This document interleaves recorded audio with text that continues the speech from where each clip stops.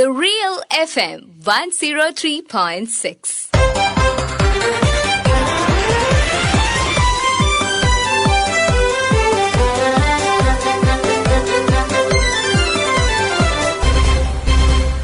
ശ്രദ്ധ. വിദ്യാലയങ്ങളിൽ നിന്നും വിനോദയാത്രകൾ പോകുന്ന സീസണാണ് ഇപ്പോൾ. മുൻപത്തേക്കാൾ ആവേശത്തിലും സൗകര്യത്തിലുമാണ് ഇന്ന് നമ്മുടെ കുട്ടികൾ സ്കൂളുകളിൽ നിന്ന് ഇത്തരം വിനോദയാത്രകൾ നടത്തുന്നത്. ഈ യാത്രകൾ കൂടുതൽ സുരക്ഷിതമാക്കാൻ മുൻ വർഷങ്ങളിൽ സ്വീകരിച്ച നിയന്ത്രണങ്ങൾ തുടരും എന്ന് മോട്ടോർ വാഹന വകുപ്പും വിദ്യാഭ്യാസ വകുപ്പും വ്യക്തമാക്കി കഴിഞ്ഞു. 2023 വടക്കഞ്ചേരിയിൽ ടൂറിസ്റ്റ് ബസ് അപകടത്തെ തുടർന്ന് ഏർപ്പെടുത്തിയതാണ് ഈ നിയന്ത്രണങ്ങൾ. ഇതുപ്രകാരം രാത്രി യാത്ര വിലക്കിയിട്ടുണ്ട്. യാത്ര പോകുന്ന വാഹനങ്ങൾ മാസത്തിൽ ഒരു തവണ പരിശോധനയ്ക്ക് വിധേയമാക്കണമെന്ന വ്യവസ്ഥയും മറ്റ് നിരവധി സുരക്ഷാ നിർദ്ദേശങ്ങൾ പാലിക്കണമെന്ന ചട്ടങ്ങളും ഇതിൽ ഉൾപ്പെടുന്നുണ്ട്. എന്നിരുന്നാലും പലപ്പോഴും ഇതെല്ലാം ലംഘിക്കപ്പെടുന്നു എന്നത് ഒരു യാഥാർത്ഥ്യവുമാണ്. ഇന്നത്തെ ശ്രദ്ധയിൽ ഈ വിഷയം ചർച്ച ചെയ്യുന്നു. ആദ്യം മോട്ടോർ വാഹന വകുപ്പ് Kozhikode joint RTO SM Arunkumar സംസാരിക്കുന്നു. നമ്മുടെ കുഞ്ഞുമക്കൾ ഇനിയുള്ള ദിവസങ്ങളിൽ സ്കൂളുകളിൽ നിന്ന് വിനോദയാത്രയ്ക്ക് പോകുന്ന ദിനങ്ങളാണ്. അപ്പൊ അവർക്ക് കുട്ടികൾക്ക് വളരെ സന്തോഷം പ്രദാനം ചെയ്യുന്ന, ഉല്ലാസം പ്രദാനം ചെയ്യുന്ന ഒരു കാര്യമാണ് ഈ വിനോദയാത്ര. നമുക്ക് എല്ലാവർക്കും യാത്രകൾ ഇഷ്ടമാണ്, പ്രത്യേകിച്ച് കുട്ടികൾക്ക്. അങ്ങനെ ഉള്ള യാത്രകൾ സുരക്ഷിതമാക്കേണ്ട ചുമതല നമുക്ക് ഓരോരുത്തർക്കുമുണ്ട്. അതിന് ചില മാനദണ്ഡങ്ങൾ മോട്ടോർ വാഹന വകുപ്പ് മുന്നോട്ട് വയ്ക്കുന്നുണ്ട്. നമുക്ക് വടക്കഞ്ചേരിയിലുള്ള ഉണ്ടായ അതിദാരുണമായ അപകടത്തെ തുടർന്നാണ് സർക്കാർ ഇങ്ങനെ ഒരു തീരുമാനത്തിലേക്ക് എത്തിയത്. അതിൽ പ്രധാനമായിട്ടും ഈ യാത്ര പോകുന്ന വാഹനം അതില് അനാവശ്യമായ ശബ്ദ സംവിധാനങ്ങളോ പ്രകാശ സംവിധാനങ്ങളോ ഉണ്ടായിരിക്കാൻ പാടില്ല. അതിന് കാരണം നമ്മൾ അങ്ങനെ ശബ്ദ കോലാഹലം പ്രകാശം വെച്ച് പോകുമ്പോൾ മറ്റ് ഡ്രൈവറുടെ ശ്രദ്ധ മാറാൻ അതിടയാകും. അതോടൊപ്പം തന്നെ ഇതിനനുസരിച്ച് നമ്മൾ പലപ്പോഴും നമ്മൾ എൻജോയ് ചെയ്യുന്നത് ഈ ഡ്രൈവർ ക്യാബിന്റെ ബാക്കിലുള്ള സ്ഥലത്താണ് നമ്മൾ ഡാൻസും പാട്ടും ബഹളവുമായിട്ട് നിൽക്കുന്നത്. പക്ഷേ അത് ആ ഡ്രൈവിംഗ് സീറ്റിൽ ഇരിക്കുന്ന ആളിന്റെ സ്റ്റിയറിംഗിൽ കൃത്യമായിട്ട് അതിന്റെ ഇമ്പാക്ട്, അതിന്റെ ഇംബാലൻസിങ് ഫീൽ ചെയ്യും. വണ്ടി മൊത്തത്തിൽ കുലുങ്ങുമ്പോൾ അത് ഇത്തരം വണ്ടികൾ എവിടെയും കൊണ്ട് നിർത്തിയിടുമ്പോൾ നിങ്ങൾക്കത് കാണാൻ പറ്റും. ഇതിന് മോട്ടോർ വാഹന വകുപ്പും പറയുന്നത് ഈ വാഹനം യാത്ര പുറപ്പെടുന്നതിന് മുൻപ് ആ സ്കൂളിലെ അധികൃതരുടെ ഒരു ലെറ്റർ ഹെഡോടുകൂടെ ഒരു അപേക്ഷ കേരളത്തിലെ ഏതെങ്കിലും RTO ഓഫീസിൽ കൊടുത്താൽ മതിയാകും. അവിടെ ഉള്ള അസിസ്റ്റന്റ് മോട്ടോർ വെഹിക്കിൾ ഇൻസ്പെക്ടർ പ്രസ്തുത വാഹനം പരിശോധിച്ച് ഈ പറയുന്ന മാനദണ്ഡങ്ങൾ അങ്ങനെയുള്ള കാര്യങ്ങളൊക്കെ നോക്കി പരിശോധിച്ച് അതിനൊരു സർട്ടിഫിക്കറ്റ് കൊടുക്കും. നമ്മൾ 1 മാസത്തേക്കാണ് ഈ ഒരിക്കൽ ഇൻസ്പെക്ട് ചെയ്താൽ കേൾക്കുന്നത്. അത് സ്കൂൾ അധികൃതരുടെ ഉത്തരവാദിത്തമാണ്. ഇങ്ങനെ മോട്ടോർ വാഹന വകുപ്പ് ചെയ്ത വാഹനങ്ങൾ മാത്രമേ യാത്രകൾ പോകൂ എന്ന് നിഷ്കർഷിക്കേണ്ടത്.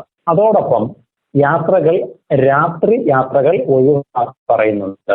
പകല് ഓടുന്ന യാത്രകൾ ഒന്നിൽ കൂടുതൽ ഉണ്ടെങ്കിൽ വൈകിട്ട് ഒരു 6-7 മണിയോടുകൂടി എവിടെയെങ്കിലും ഹോൾട്ട് ചെയ്തതിനു ശേഷം പിറ്റേന്ന് രാവിലെ നമ്മൾ വളരെ റിലാക്സ് ചെയ്ത് യാത്ര പുറപ്പെടുക. ഇത് നമുക്ക് മാത്രമല്ല, ഈ വരുന്ന ഡ്രൈവർക്കും അത് പ്രയോജനപ്രദമാണ്. കാരണം ഇങ്ങനെ ഉറക്കമില്ലാതെ അവരെ ഡ്രൈവ് ചെയ്താൽ അപകടത്തിന് കാരണമാണ്. അപ്പൊ അതുകൊണ്ടാണ് ഈ 2 കാര്യങ്ങൾ മോട്ടോർ വാഹന വകുപ്പ് നിഷ്കർഷിക്കുന്നത്. ഒന്ന്, നമ്മുടെ വാഹനത്തിന്റെ ക്ഷമത പരിശോധിച്ച് അതിന്റെ സർട്ടിഫിക്കറ്റ് എടുക്കുക. അതിന്റെ വാലിഡിറ്റി 1 മാസത്തേക്കാണ്. രണ്ടാമത്തത്, രാത്രിയുള്ള ഈ ട്രിപ്പുകൾ ഒഴിവാക്കുക. അപ്പോൾ ഇനിയുള്ള ദിവസങ്ങളിൽ ഞാൻ ആദ്യം പറഞ്ഞ പോലെ നമ്മുടെ കുഞ്ഞുങ്ങളുടെ യാത്രയുടെ ദിനങ്ങളാണ്. അത് സന്തോഷപ്രദമാകട്ടെ, സുരക്ഷിതമാകട്ടെ. ഈ മാനദണ്ഡങ്ങൾ എല്ലാവരും പാലിക്കുന്നു എന്ന് ഉറപ്പുവരുത്തുക. അങ്ങനെ നമുക്ക് സന്തോഷകരമായ ജീവിതം മുന്നോട്ട് പോകാം. വിദ്യാഭ്യാസ വകുപ്പ് ഇത്തരം യാത്രകൾക്ക് ഏർപ്പെടുത്തിയ നിയന്ത്രണങ്ങൾ വിശദീകരിക്കുന്നു കാസർഗോഡ് ജില്ലാ വിദ്യാഭ്യാസ ഉപഡയറക്ടർ TV മധുസൂദനൻ.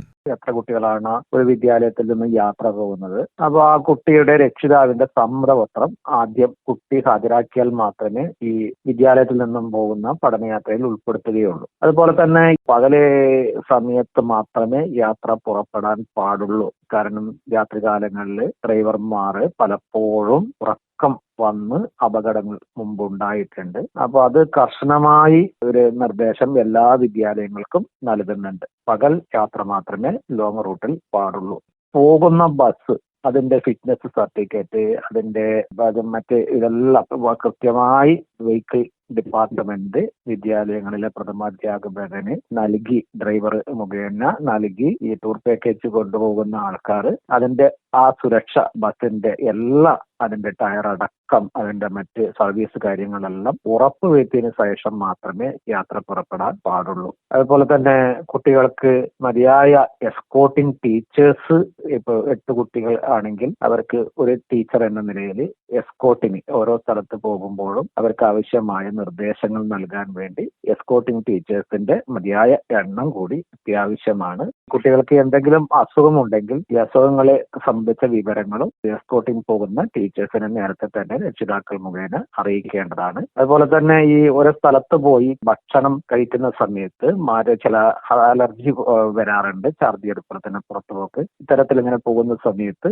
ഈ പുറത്തുനിന്ന് കഴിക്കുന്ന ഭക്ഷണം, അതുപോലെ തന്നെ കുടിക്കുന്ന വെള്ളം, അത് പ്രധാനപ്പെട്ട ഒരു ഘടകമാണ്. അത് ആവശ്യമായ നിർദ്ദേശങ്ങൾ കൃത്യമായി കുട്ടികൾക്ക് നൽകുകയും അതുപോലെ തന്നെ ഈ ടീം പാക്കേജ് അറേഞ്ച് ചെയ്യുന്ന വ്യക്തികൾ അത്തരത്തിലുള്ള ഗുണനിലവാരമുള്ള ഫുഡ് തന്നെ കുട്ടികൾക്ക് നൽകുവാൻ ആവശ്യമായ ക്രമീകരണവും നടത്തേണ്ടതാണ്.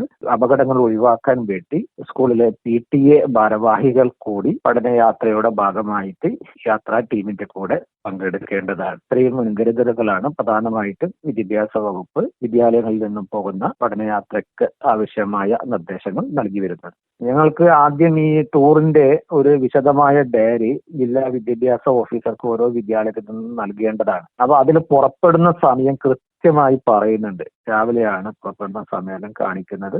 അതുപോലെ തന്നെ രാത്രി യാത്രയില്ല. അപ്പൊ അതിനനുസരിച്ചിട്ടാണ് ജില്ലാ വിദ്യാഭ്യാസ ഓഫീസർ ഈ പോകുന്ന വിദ്യാലയങ്ങൾക്ക് പെർമിഷൻ നൽകുന്നത്. വിദ്യാലയങ്ങൾക്ക് പെർമിഷൻ ഉണ്ടെങ്കിൽ മാത്രമേ യാത്ര പുറപ്പെടാൻ പാടുള്ളൂ. അപ്പൊ അതിൽ ഓരോ ദിവസവും എപ്പോഴാണ് യാത്ര ചെയ്യുന്നത് അത് കൃത്യമായിട്ട് വിദ്യാഭ്യാസ വകുപ്പിന് നൽകിയതിനു ശേഷം മാത്രമാണ് യാത്ര പുറപ്പെടുവാൻ ആവശ്യമായ അനുവാദം നൽകുന്നുള്ളൂ. വിനോദയാത്രകളെ സംബന്ധിച്ച് കാഴ്ചപ്പാട് വിശദീകരിക്കുന്നു രക്ഷിതാവും മീഞ്ചന്ത രാമകൃഷ്ണ മിഷൻ സ്കൂൾ അധ്യാപകനുമായ P. മാധവാനന്ദ്. അധ്യയന യാത്രകളെ പലപ്പോഴും നിയന്ത്രിക്കുന്നത് ഇപ്പോ ടൂർ നടത്തുന്ന സ്ഥാപനങ്ങളാണ്. അപ്പൊ അവര് കൊണ്ടുവരുന്ന ബ്രോഷർ നോക്കി അതിലൊരെണ്ണം സെലക്ട് ചെയ്യുന്ന അവസ്ഥയിലേക്ക് നമ്മൾ എത്തുമ്പോൾ സ്വാഭാവികമായിട്ടും അധ്യയന യാത്രയുടെ സ്വഭാവം മാറിപ്പോകുന്നുണ്ട്. അധ്യയന യാത്രയിൽ രാത്രി 10 മണി മുതൽ രാവിലെ 6 മണി വരെയുള്ള ആ സമയത്ത് യാത്ര പാടില്ല എന്ന് സർക്കാരിന്റെ നിർദ്ദേശമുണ്ട്. പക്ഷേ അത് പലപ്പോഴും പാലിക്കപ്പെടാറില്ല. കുറഞ്ഞ ദിവസം കൊണ്ട് കൂടുതൽ ദൂരെയുള്ള ഡെസ്റ്റിനേഷനുകളിൽ പോയി തിരിച്ചു വരാനുള്ള സൗകര്യം കണക്കിലെടുത്ത് പല ടൂർ ഓപ്പറേറ്റർമാരും ഈ രാത്രി യാത്രാ നിരോധനം കണക്കിലെടുക്കാതെ യാത്ര ചെയ്യുന്നതായിട്ട് പറഞ്ഞു കേട്ടിട്ടുണ്ട്. അപ്പൊ അങ്ങനെയുള്ള യാത്രകൾ പലപ്പോഴും അപകടങ്ങളിൽ എത്തുമ്പോഴാണ് ശ്രദ്ധിക്കപ്പെടുന്നത്. ആ സമയത്തുള്ള യാത്രകൾ അപകടങ്ങൾ ഉണ്ടാക്കാൻ സാധ്യതയുണ്ട് എന്നുള്ളത് കൊണ്ട് തന്നെ ഭയം തോന്നാറുണ്ട്. കാണാൻ പോകുന്ന സ്ഥലങ്ങളെ പറ്റിയൊന്നും ഇപ്പോഴത്തെ അധ്യയന യാത്രയിൽ അത്ര വലിയൊരു പ്രാധാന്യം ഉണ്ടെന്ന് തോന്നാറില്ല. ചില ട്രെൻഡ് അനുസരിച്ചുള്ള കാര്യങ്ങൾ യാത്രയിലുണ്ടോ എന്നുള്ളതാണ് പലപ്പോഴും കുട്ടികളുടെ ഭാഗത്തു നിന്നുള്ള ചോദ്യം ഉണ്ടാവാറ്. അപ്പൊ അതനുസരിച്ചാവുമ്പോൾ DJ വേണമെന്നും അതേപോലെ തന്നെ താമസിക്കുന്ന സ്ഥലത്ത് പൂളുണ്ടോ എന്നും ഒക്കെ ചോദിക്കുന്ന കുട്ടികളുണ്ടെന്ന് മകൻ പറഞ്ഞിട്ടുണ്ടായിരുന്നു. അപ്പൊ അങ്ങനെയൊക്കെയുള്ള കാര്യങ്ങളാണ് പലപ്പോഴും കൂടുതൽ ഹൈലൈറ്റ് ചെയ്യപ്പെടുന്നത്. അതുകൊണ്ട് തന്നെ ചെലവും കൂടുതലാണ്. ഇന്നത്തെ പല അധ്യയന യാത്രകളുടെയും ചെലവുകൾ ഒരു സാധാരണ രക്ഷിതാവിന് താങ്ങാവുന്നതിലധികമാണ്. പക്ഷേ കുട്ടികളുടെ വിഷമം കണക്കാക്കിയും അവര് ജീവിതത്തിൽ ഒരിക്കലല്ലേ 10ാം ക്ലാസ് ആണെങ്കിൽ 10ാം ക്ലാസ്സിൽ ഒരിക്കലല്ലേ അധ്യയന യാത്രയ്ക്ക് പോകാൻ പറ്റുള്ളൂ എന്നൊക്കെ കരുതി രക്ഷിതാക്കള് കടം വാങ്ങിയും മറ്റും പണം സംഘടിപ്പിച്ചു കൊടുക്കുന്നു. അധ്യാപകരുടെ ഭാഗത്ത് ചിന്തിക്കുമ്പോൾ അധ്യാപകർ നിസ്സഹായരാണ്. കാരണം ഇപ്പൊ നടക്കുന്ന ട്രെൻഡിനനുസരിച്ച് ഇപ്പൊ സോഷ്യൽ മീഡിയയുടെ കാലമായതുകൊണ്ട് ഒരിടത്തുനിന്ന് അധ്യയന യാത്ര എങ്ങോട്ടാണ് പോയത് എന്ന് ഉടനെ ബാക്കി എല്ലായിടത്തും അറിയുന്ന ഒരവസ്ഥ ഉണ്ടല്ലോ. അപ്പൊ അതുകൊണ്ട് തന്നെ ആ ട്രെൻഡ് അനുസരിച്ച് നീങ്ങാൻ സാധിച്ചിട്ടില്ലെങ്കിൽ അധ്യാപകരും അവിടെ നിസ്സഹായരാകുന്നു എന്നുള്ളതാണ് ഒരു അവസ്ഥ. എന്തൊക്കെ നിയമങ്ങൾ ഉണ്ടെങ്കിലും അത് മറികടന്ന് ഇത്തരം യാത്രകൾ സംഘടിപ്പിക്കുന്നവർ അത് സംഘടിപ്പിച്ച് അതിന് പ്രചാരം കിട്ടുമ്പോൾ പലപ്പോഴും അതിനനുസരിച്ച് നീങ്ങാൻ മറ്റുള്ളവരും നിർബന്ധിതരാകുന്ന ഒരു അവസ്ഥയുണ്ടെന്നാണ് എനിക്ക് തോന്നിയിട്ടുള്ളത്. എന്ത് തന്നെയായാലും സർക്കാരിന്റെ നിയന്ത്രണങ്ങൾ വളരെ നല്ലതാണ്. അത് പാലിക്കപ്പെടണം എന്നതാണ് ഒരു രക്ഷിതാവ് എന്ന നിലയ്ക്ക് എനിക്ക് തോന്നിയിട്ടുള്ളത്. പലപ്പോഴും ടൂർ ഓപ്പറേറ്റർമാർ ഒരുക്കുന്ന പാക്കേജ് ടൂറുകളെയാണ് വിദ്യാർത്ഥികൾ ഇന്ന് ആശ്രയിക്കുന്നത്. അതിനാൽ തന്നെ സുരക്ഷാ മാനദണ്ഡങ്ങൾ ലംഘിക്കപ്പെടുന്നത് നിരീക്ഷിക്കാൻ കർശന സംവിധാനങ്ങൾ നമുക്കില്ല. ഈ പശ്ചാത്തലത്തിൽ സ്കൂളുകളിൽ നിന്നുള്ള വിനോദയാത്രകൾ അപകടരഹിതവും ഉത്തരവാദിത്തപൂർണവുമാക്കുന്നതിൽ രക്ഷിതാക്കളും സ്കൂൾ അധികൃതരും മറ്റ് സർക്കാർ സംവിധാനങ്ങളും കൂടുതൽ ജാഗ്രത പാലിക്കേണ്ടതുണ്ട്. നിയമപരവും സമാധാനപൂർണവുമായ യാത്ര ഉറപ്പാക്കുക എന്നതാവണം ഇത്തരം യാത്രകളുടെ പ്രഥമ ലക്ഷ്യം. ഇന്നത്തെ ശ്രദ്ധ ഇതുവരെ. തയ്യാറാക്കി അവതരിപ്പിച്ചത് ബിനീഷ് സുരേന്ദ്രൻ. ആശയം നിർവഹണം സി കൃഷ്ണകുമാർ. ശ്രദ്ധ.